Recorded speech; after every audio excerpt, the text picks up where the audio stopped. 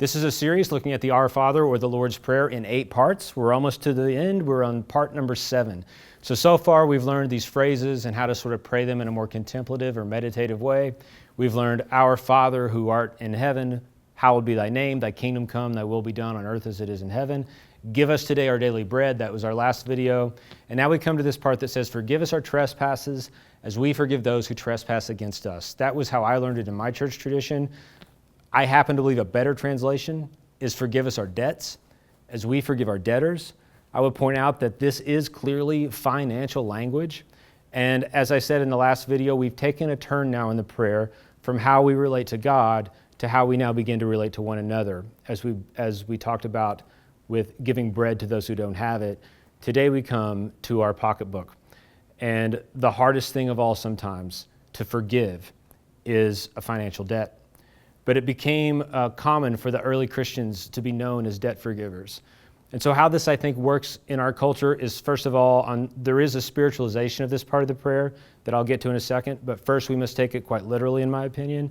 And as we pray, God, forgive me my debts as I forgive my debtors, or forgive me my trespasses as I forgive those who trespass against me. On a financial level, what I've seen is amazing power. As people pray this prayer over and over, they will begin to literally forgive debts of people who owe them money. And there, I believe, is a very powerful, it's kind of a churchy phrase, but if you'll excuse me, Christian witness, when we begin to forgive financial debts of other people. And the reason we do so is we say, because God has forgiven my debts, I cannot hold a debt against you. A lot of times we don't have a financial debt to forgive, but we do have some other kind of injury or trespass that we can forgive.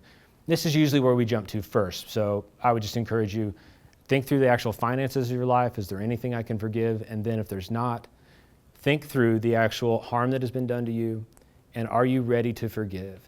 And the reason we forgive is because we have now, as we've prayed this prayer long enough, had full awareness that God our Father, God our parent, has loved us, has brought us into a new community, has shown us the kingdom, has given us bread every day. He has forgiven us of everything. How could we not forgive those who have trespassed against us?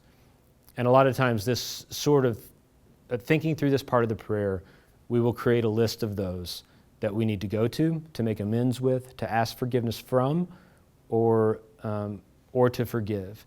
And that this, I believe, is one of the great differentiators of the teachings of Jesus, is that it is rooted, deeply rooted in forgiveness and grace. And we learn this at this stage of the prayer.